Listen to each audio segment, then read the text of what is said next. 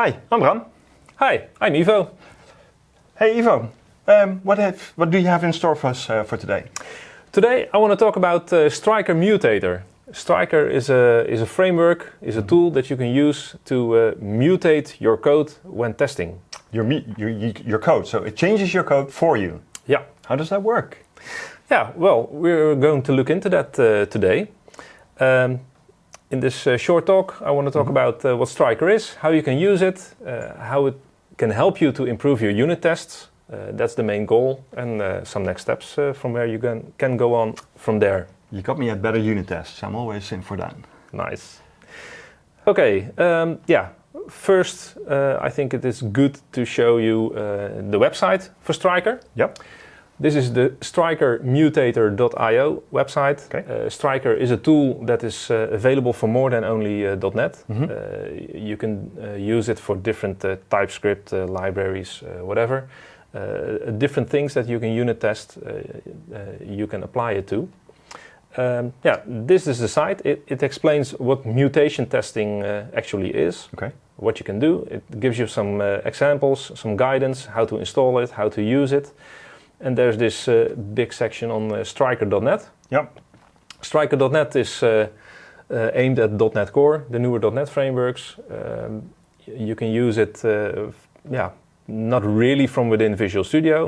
You need to use it from the command prompt, and it will inspect your unit tests. Inspect my unit tests, and I see it's a NuGet, installed via NuGet.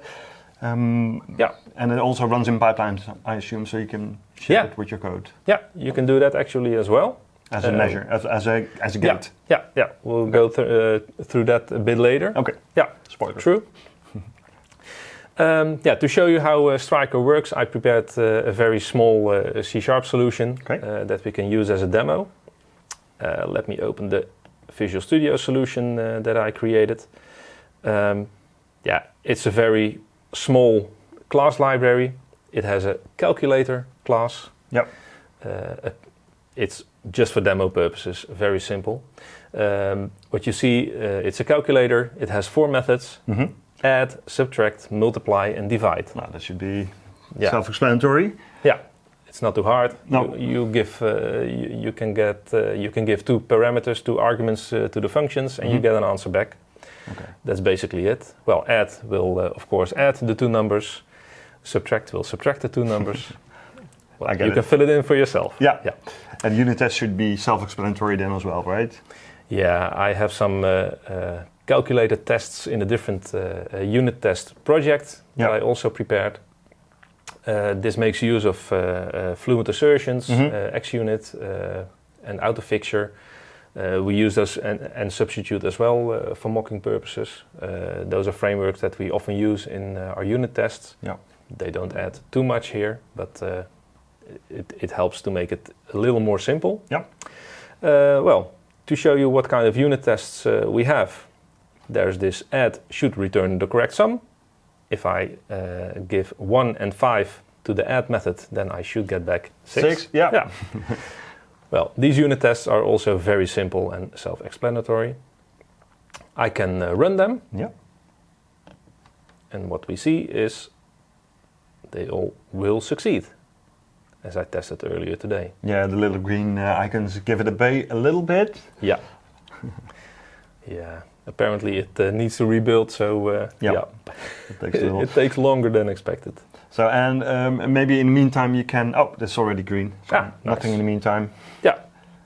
Okay, so these unit tests, I have unit tests for all methods that I created in the calculator class. So we look at add, we look at subtract, we look at multiply, we look at divide, and we look at divide twice. Because if you divide by 0, then you would get an exception. Yeah. So we validate actually the argument that you would divide by, so that it's not 0, and otherwise we expect that the class will throw that error. Yeah. That's all covered. That's really nice. Now, if we use Stryker, as I explained earlier, you need to install that from the command line. You run that locally. What you can do is I can open the Stryker website again and look at the Getting Started section. Yeah. Here you get some explanation on how to install that NuGet package if it's a framework, and if you use .NET, the newer versions, then you just use the .NET command line. And you can install it globally by executing this code. Okay, and that's on your local machine? That's on your local machine. I already did that earlier, of course, so it's already installed. So in your pipeline you would do it a little bit differently, right? But that's...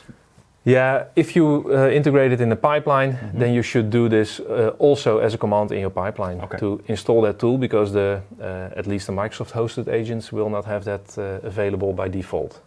Okay, yeah, so true. Maybe a little bit off topic, but should you make your own hosted machines where packages like these are installed? Is that a good practice? You can do that, but then you really need to have your self-hosted agent fully prepared. And it's just a small step to add this tool on your agent. So the added benefit is minimal to make your own packages, or your own agents. Okay. Yeah. Well, as you can see, I installed it globally. Yep. Then you can do some more inside your project. You can also install it specifically in the project, but that's not really necessary. And then the first step, you can already run it. And then it says, let's kill some mutants. Yeah. You just say .NET Stryker, hit enter, and then it will do its magic. What is happening in the background is it's building the solution now. Okay, yeah. It's looking for test projects. It found a project that it can analyze. Yep. And what you see here is that it analyzed that there is a project to mutate. So it will execute the unit tests multiple times. Okay. And in the meantime, between different executions, it will change some of the business logic in your actual code. So it goes into your files and physically changes them on the fly. In memory, it won't save it. Right, in memory. Yeah. What does it change? What's its limitation?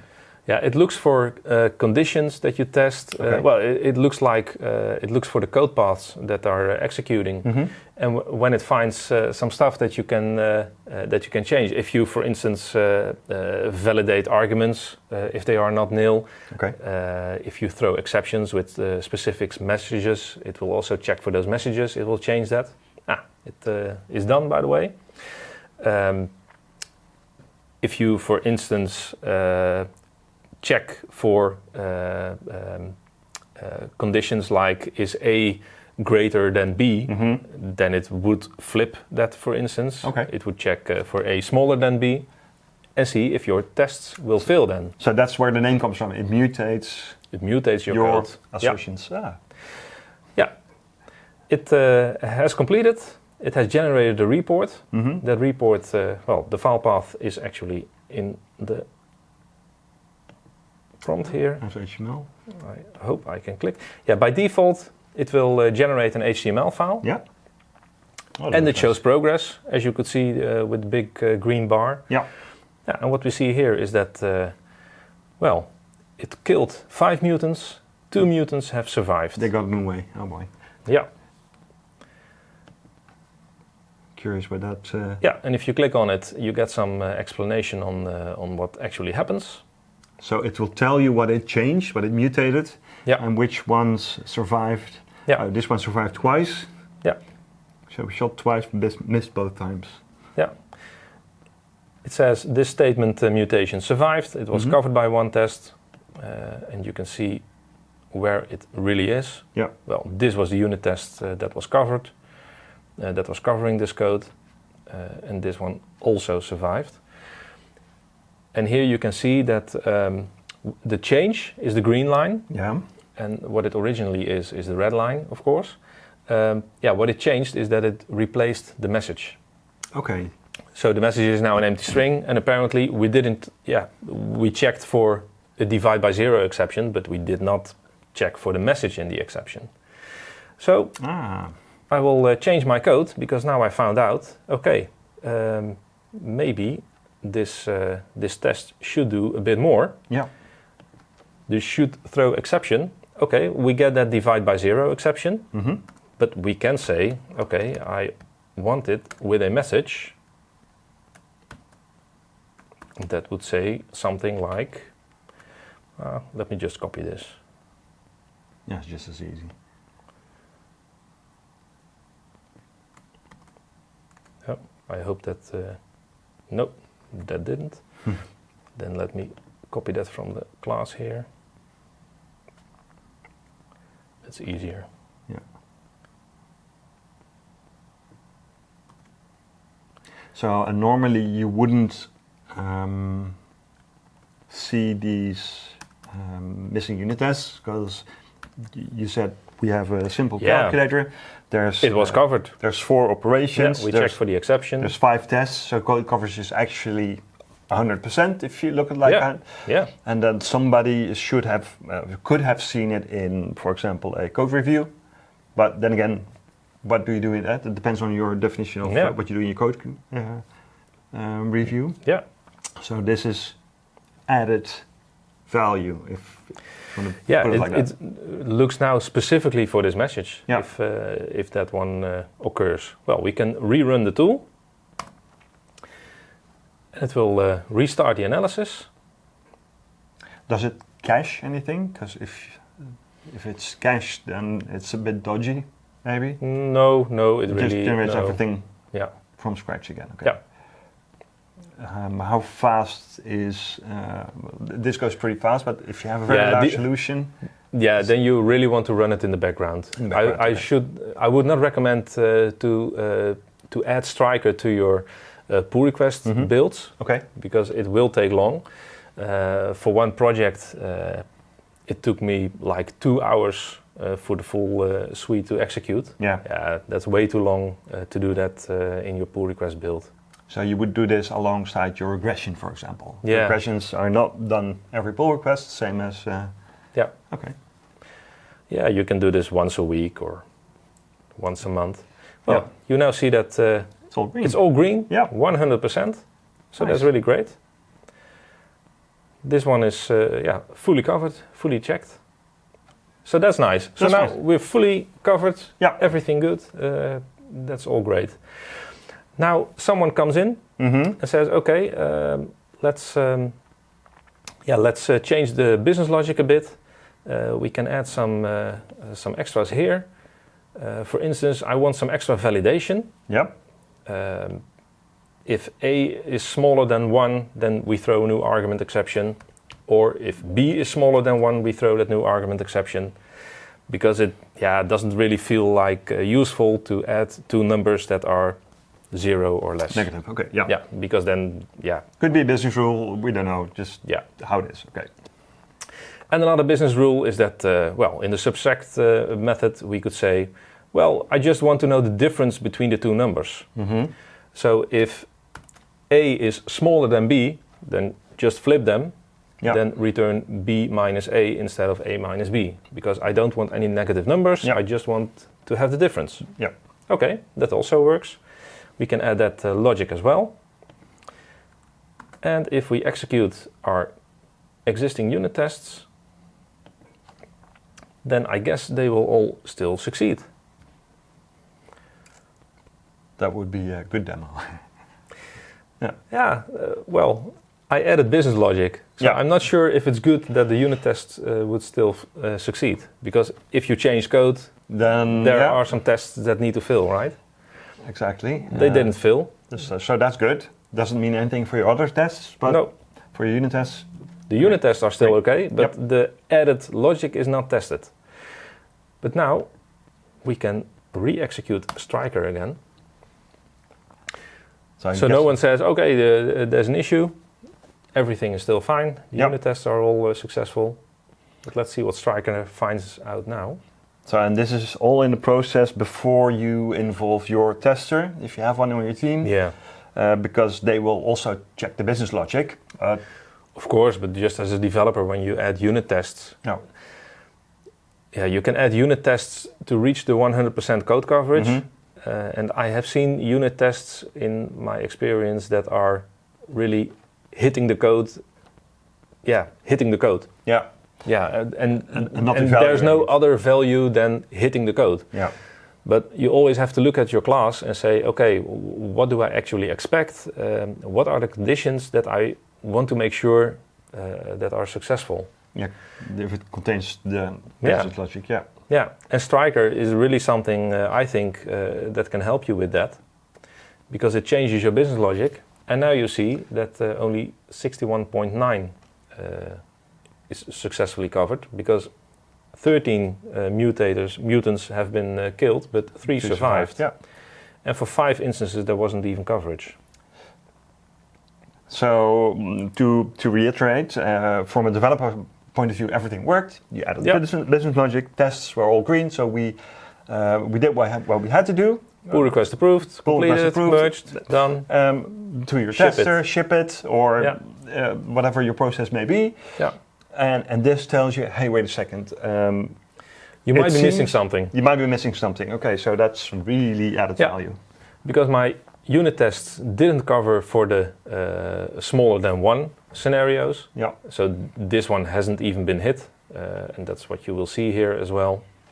It survived. And here you also see the nice mutation that really flipped the greater than, smaller than mark. Yeah. That was here the case as well. It changed smaller than to smaller than or equals. And that's a good one as well. Yeah. And here it probably also changed the condition. And this one isn't really covered. And it's nice that it gives you a suggestion and shows you this is what I did. Please check for this, add this in your unit tests. Yeah, you see in the change here that it actually added the 2 values instead of subtracting them. Yeah. So that would really be something that you would not want or expect. Yeah, there should be tests that cover that. I agree. Can you fine-tune what